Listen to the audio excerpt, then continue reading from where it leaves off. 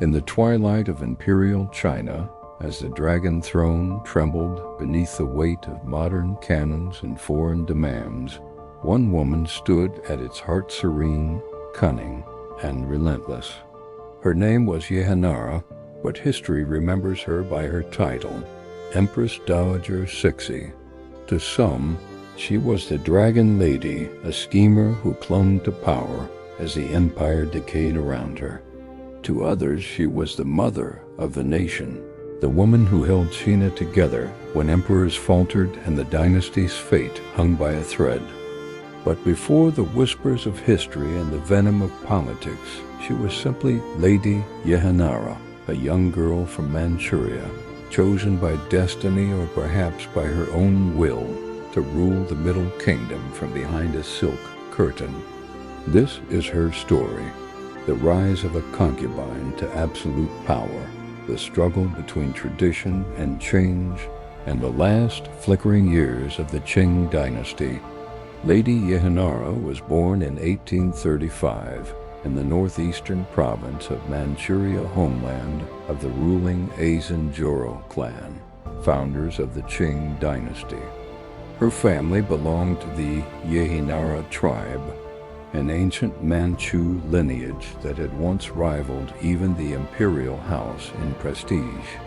Her father was a low-ranking official in the Ministry of Works, not powerful, but noble enough to offer his daughter a chance at the highest honor and the most perilous fate a girl could know, selection for the Imperial harem. At 16, she was sent to the Forbidden City, the vast, labyrinthine palace in Beijing, where the Son of Heaven ruled. Among hundreds of young women chosen from across the empire, Yehenara caught the attention of the Shunfeng Emperor, not for her beauty alone, but for her sharp intelligence and calm poise. She became a concubine of the fourth rank, known as Lan Giran, Lady of the Orchid. Few could have guessed that this quiet girl would one day rule China in all but name. In the perfumed chambers of the harem, survival was an art form. Every glance, every gesture, every alliance could mean life or death. The emperor's favorite was Empress Xian, a gentle woman of the Sakta clan, but Yehenara knew how to make herself indispensable, not through jealousy or flattery, but through understanding. She listened, she remembered, she advised. When the Shunfeng Emperor's health began to decline, it was Yehenara who comforted him, who read reports from ministers aloud, and who subtly shaped his decisions. By 1856, she had given birth to a son, the emperor's only surviving male heir, the future Tongzi Emperor. In that moment, everything changed. She was no longer merely the Lady of the Orchid. She was the mother of the heir. The 1860s brought ruin to the empire. The Second Opium War broke out as British and French forces stormed China's ports and demanded trade concessions. When Beijing fell, the emperor fled north to Johor with his court. There, surrounded by grief and humiliation, the Shunfeng Emperor died in 1861, leaving behind a child of 5 as his successor. At his deathbed, he appointed 8 powerful regents to guide the young emperor. Among them were hardened conservatives determined to exclude the women of the palace from politics. But they had underestimated Yehenara now, Empress Dowager Cixi, and her ally, Empress Dowager Xian, the senior widow of the late emperor. Together, they plotted the most daring palace coup in Qing history. In a move worthy of the great strategists of old, Cixi and Xian forged alliances with key generals, notably Prince Gong, the late emperor's brother. When the regents returned to Beijing to assume control, they were arrested, accused of treason, and executed or exiled. The Empress Dowagers emerged triumphant. From that day, the imperial edicts bore 6 characters: ruled by the two dowagers. Behind the curtain, Cixi, once a mere concubine, now ruled an empire of 300 million souls.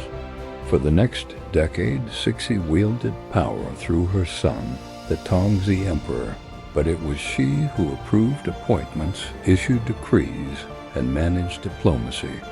Under her cautious yet capable hand, the empire stabilized. The Taiping Rebellion, which had nearly destroyed the Qing, was crushed. The bureaucracy was restored, and the silver drained by war began to return. Cixi had inherited a broken empire, and she was rebuilding it piece by piece. But her rule came at a price. She had to navigate between conservative Confucian officials and Western powers pressing for modernization. To one side, she was accused of betraying tradition, to the other, of obstructing progress. To both, she was the mystery behind the throne, her face veiled, her intentions unreadable. In 1875, tragedy struck. The Tongzi Emperor died suddenly, possibly of smallpox, possibly of debauchery, perhaps even poison. He left no heir. For Cixi, it was both a crisis and an opportunity. Defying all custom, she placed her 3-year-old nephew, Prince Ziqing, on the throne as the Guangxu Emperor. By law, she could not rule indefinitely, but by naming a child as emperor, she ensured that she would remain the regent, once again ruling behind the curtain. Thus began her second reign, more absolute than the first. In the decades that followed, the world changed faster than even the dragon throne could comprehend. Steamships replaced junks. Telegraphs carried words faster than riders. Foreign powers carved spheres of influence into the Chinese map. Cixi balanced, bargained, and sometimes deceived. She allowed limited modernization, the first railways, telegraphs, and arsenals, but she also crushed movements she saw as threats, including reformers who wanted to turn China into a constitutional monarchy. Her most tragic moment came with the 100 Days Reform of 1898. Her adopted son, the Guangxu Emperor, inspired by reformist scholars, tried to introduce sweeping changes to modernize China overnight. Cixi acted swiftly. She overthrew him, placed him under house arrest, and executed his advisors. To her, the reforms were reckless, dangerous, even fatal to a dynasty already weakened by rebellion and foreign humiliation. To history, it was the moment she cemented her reputation as a tyrant who smothered progress. The dawn of the 20th century brought the most explosive crisis yet, the Boxer Rebellion, 1899 to 1901. A secret society of anti-foreign militants, the Yehenara, rose in northern China, vowing to expel the foreign devils and restore the empire's glory. At first, Cixi hesitated. Then, misreading the situation or perhaps gambling for survival, she declared war on the Western powers. 8 nations, Britain, Japan, Germany, France, Russia, the United States, Italy, and Austria-Hungary marched on Beijing. The imperial capital burned. The Forbidden City was looted. The court fled west once again, echoing the shame of 1860. Cixi had bet the empire and lost. In 1902, the Dowager returned to Beijing, older, frailer, but not broken. The humiliation had changed her. She began at last to embrace reform, abolishing the ancient civil service exams, modernizing the army, even allowing young girls to attend schools. But it was too late. The empire was dying. Its dragon heart slowed to embers. On November 14, 1908, the Guangxu Emperor died mysteriously, perhaps poisoned. A day later, Cixi herself followed. her iron will finally stilled. Her last act was to name a new heir, the 2-year-old Pui, who would be the last emperor of China.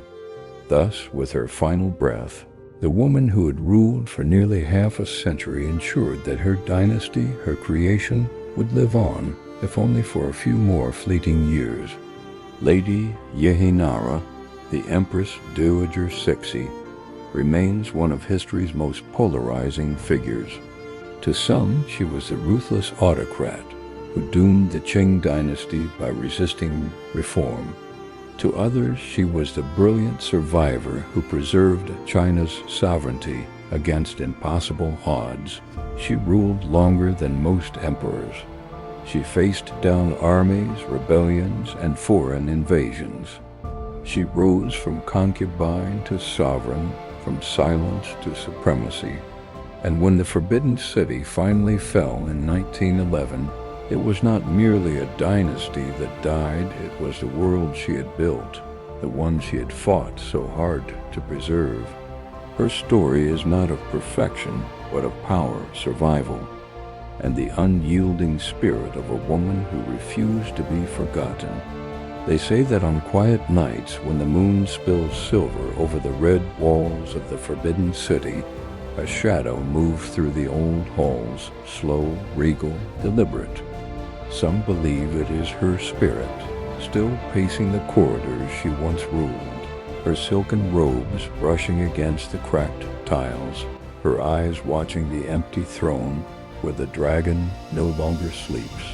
Perhaps it is true, for in the story of China, no woman ever loomed larger than Lady Yehenara, the empress who became an empire herself.